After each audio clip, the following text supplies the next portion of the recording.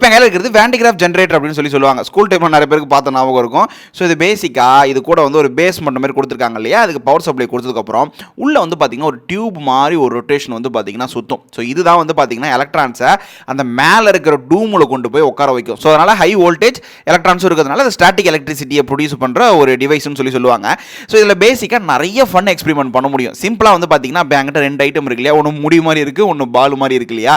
இது ரெண்டுத்தையுமே நம்ம மேலே ஃபிக்ஸ் பண்ணி ஆன் பண்ணோம் அப்படின்னா ஸோ இந்த எலக்ட்ரான்ஸ் எல்லாமே ஒரே இதில் சார்ஜ் ஆகிருக்கும். ஓகேங்களா. ஸோ மேக்னெட்டோட ஒரே ஒரு பக்கமும் ஒட்டாது இல்லையா, அந்த மாதிரி அது ஒரே மாதிரி இருக்கிறது எல்லாமே வந்து பார்த்தீங்கன்னா ஒன்று ஒட்டாமல் தள்ளி போய் நிற்கும். ஸோ இதே கான்செப்ட் தான் இந்த அலுமினியம் ஃபாயில் கான்செப்ட்லையும். இந்த அலுமினியம் ஃபாயிலை மேலே வைக்கிறோம்.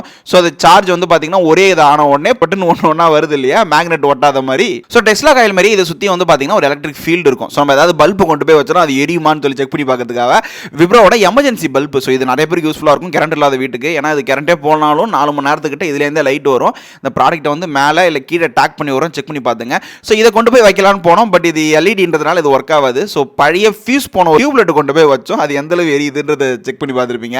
ஸோ இதில் வந்து நம்ம கையை மேலே வைக்கிறப்ப வந்து பார்த்தீங்கன்னா அந்த நம்ம முடி மாதிரி ஒன்று காமிச்சிருந்தோம் இல்லையா, ஒன்று ஒட்டாமல், அதே மாதிரி தான் நம்ம முடியிலையும் வந்து பார்த்தீங்கன்னா சேம் எலக்ட்ரான்ஸ் இருக்கிறதுனால ஒரு முடியும் ஒட்டாமல் நவுந்துக்கிட்டு போய் நிற்கும். ஓகேங்களா. பட் நம்ம உடம்புல வந்து இப்போ எலக்ட்ரான்ஸ் சார்ஜ் ஆகிருக்கும். ஸோ அதனால தான் நம்மளை யாரை தொட்டாலும் அவங்க உடம்புல போய் பாஸ் ஆகிறதுனால ஒரு சின்ன எலக்ட்ரிக் கரண்ட் வந்து நம்மளுக்கு அடிக்குது. இதுவே லேடிஸ்க்கு இல்லை அதிகமாக முடி இருக்கவங்களுக்கு ட்ரை பண்ணால் வேற லெவல் ஃபன்னாக இருக்கும். ஸோ அதுதான் நெக்ஸ்ட் பண்ண போகிறோம். மறக்காமல் ஒரு சப்ஸ்கிரைப் மட்டும் பண்ணி விட்டு போயிருங்க.